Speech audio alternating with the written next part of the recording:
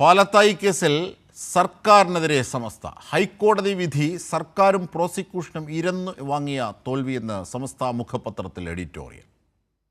UDF BJP deal ആരോപണം ശക്തമാകുന്നതിനിടെയാണ് സമസ്ത മുഖപത്രത്തിലെ വിമർശനം. സർക്കാർ മനഃപൂർവ്വം തോറ്റുകൊടുത്തുവെന്ന് എഡിറ്റോറിയലിൽ പറയുന്നു. പ്രോസിക്യൂഷന്റെ അലംഭാവമാണ് പ്രതിക്ക് ജാമ്യം ലഭിക്കാൻ കാരണം. അങ്ങേയറ്റം ഗൗരവമുള്ള കേസ് ലാഘവത്തോടെയാണ് സർക്കാർ കൈകാര്യം ചെയ്തത്. പരിചയസമ്പന്നരായ അഭിഭാഷകരെ നിയമിക്കണമെന്ന് അതിജീവിതയുടെ കുടുംബം ആവശ്യപ്പെട്ടിട്ടും സർക്കാർ മുഖവിലക്കെടുത്തില്ല. കേസിന്റെ ഗൗരവം പരിശോധിക്കാൻ DGP തയ്യാറായില്ല. ഇത് ആശങ്കപ്പെടുത്തുന്നതാണ്. അതിജീവിതയോടുള്ള അനീതിയാണിത്. പ്രോസിക്യൂഷൻ കേസ് കൈകാര്യം ചെയ്ത രീതി ശരിയായില്ലെന്നും എഡിറ്റോറിയലിൽ വിമർശനമുണ്ട്. കൈരളി ന്യൂസ്, മലപ്പുറം. സ്വാലിഹ് വിവരങ്ങളുമായി ചേരുകയാണ് ഞങ്ങളുടെ പ്രതിനിധി. സ്വാലിഹ്, സമസ്തയ്ക്ക്, അതായത് അവരുടെ മുഖപത്രത്തിൽ മുഖപ്രസംഗം എഴുതേണ്ടി വന്നു.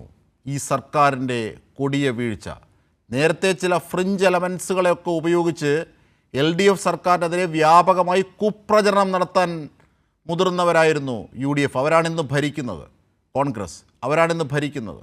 പക്ഷേ ഇപ്പോൾ സംഭവിക്കുന്നത് എന്താണ്? LDF കാലത്ത് ശിക്ഷ വാങ്ങിക്കൊടുത്തു, പക്ഷേ UDF കാലത്തോ? അതുകൊണ്ടാണ് സമസ്തയ്ക്ക് ഇങ്ങനെ എഴുതേണ്ടി വന്നത്.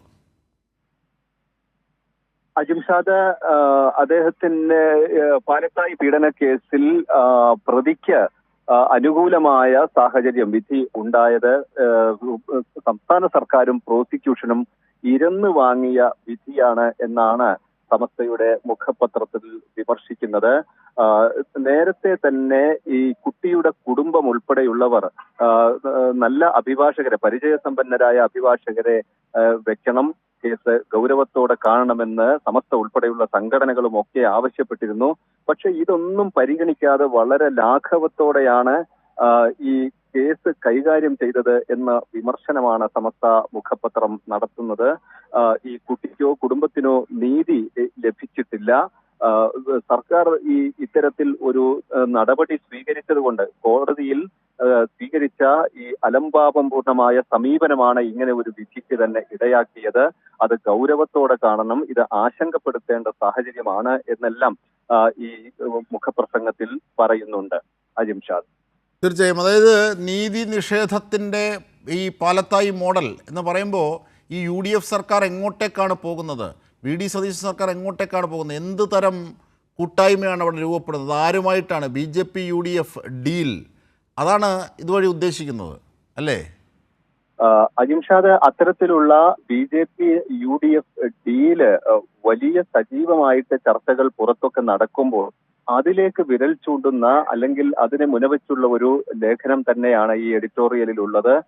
ഒത്തുകളി എന്ന പരാമർശം, ആരുമായി ഒത്തുകളിക്കുന്നു എന്ന സ്വാഭാവികമായ ഒരു ചോദ്യമുണ്ട്. അതുകൊണ്ട് തന്നെ അത്തരത്തിലുള്ള ചില സംശയങ്ങൾ സമസ്തയ്ക്കുണ്ട് എന്ന് ഈ മുഖപത്രത്തിൽ വായിക്കുമ്പോൾ നമുക്ക് മനസ്സിലാക്കാനാവും. രാഷ്ട്രീയമായ ചില താല്പര്യങ്ങൾ ഇതിന്റെ പിന്നിലുണ്ടോ എന്ന ഒരു സംശയം ലേഖനത്തിൽ ഉന്നയിക്കുന്നുണ്ട്. തീരെ ഗൗരവമില്ലാതെ വളരെ ലാഘവത്തോടെ ഈ കേസ് കൈകാര്യം ചെയ്തു. അതുകൊണ്ടാണ് ഇങ്ങനെ ഒരു വിധി ഉണ്ടായത്. അത് പ്രോസിക്യൂഷനും സംസ്ഥാന സർക്കാരും ഇരന്നു വാങ്ങിയതാണ് എന്നും ലേഖനത്തിൽ വിമർശനമുണ്ട്. അതോടൊപ്പം തന്നെ സാമുദായികമായി ഒക്കെ ഇത്തരത്തിലുള്ള സംഭവങ്ങൾ, ഇത്തരം ഗൗരവപ്പെട്ട കേസുകൾ ഇങ്ങനെ കൈകാര്യം ചെയ്യുന്നത് വലിയ ആശങ്കയുണ്ടാക്കുന്നതാണെന്നും. വാക്കുകൾ കൂടി കേട്ടതിന് ശേഷം ഞാൻ സ്വാലിഹിലേക്ക് ഒന്ന് മടങ്ങിയെത്താം. അതായത് LDF സർക്കാർ പാലത്തായി കേസ് കൈകാര്യം ചെയ്തത് അതീവ ജാഗ്രതയോടെയായിരുന്നുവെന്ന് കണ്ണൂർ CPIM ജില്ലാ സെക്രട്ടറി KK രാഗേഷ് പറഞ്ഞു. അതിൻ്റെ ഭാഗമായാണ് BJP നേതാവിന് ശിക്ഷ ലഭിച്ചത്. എന്നാൽ UDF സർക്കാർ എത്തിയപ്പോൾ പ്രതിക്ക് ജാമ്യം ലഭിക്കാനുള്ള സാഹചര്യം ഒരുക്കുകയാണ് ചെയ്തതെന്ന് KK രാഗേഷ് വിമർശിച്ചു. ആ വാക്കുകൾ കൂടി കേൾക്കാം. LDF സർക്കാരിൻ്റെ കാലത്ത് പാലത്തായി കേസന്വേഷണവും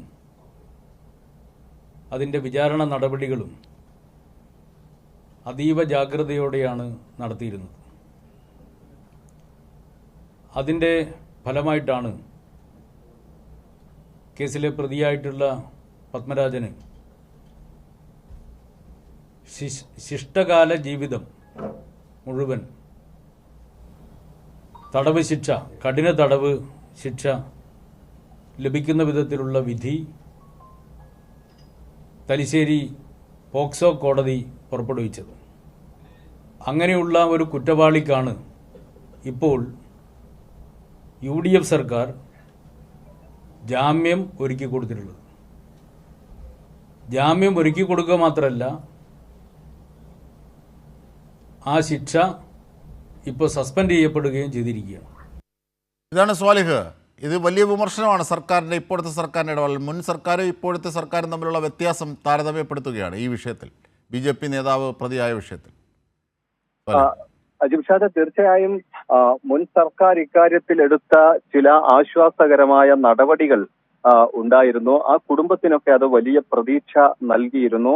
എന്നാൽ ആ വിധി ലഘൂകരിക്കണമെന്നാവശ്യപ്പെട്ടാണ് ഹൈക്കോടതിയിലേക്ക് പോകുന്നത്. ആ സമയത്താണ് പ്രോസിക്യൂഷൻ ഇങ്ങനെ ഒരു അയഞ്ഞ സമീപനം സ്വീകരിക്കുന്നത്, കാര്യമായി ഈ വിഷയം മുഖവിലക്കെടുക്കാതെ മുന്നോട്ട് പോകുന്നത്. അതിലുള്ള ആശങ്കയാണ് സമസ്ത രേഖപ്പെടുത്തുന്നത്. തീർച്ചയായും സമഗ്രമായ വിവരങ്ങളാണ് സ്വാലിഹ് നൽകിയത്.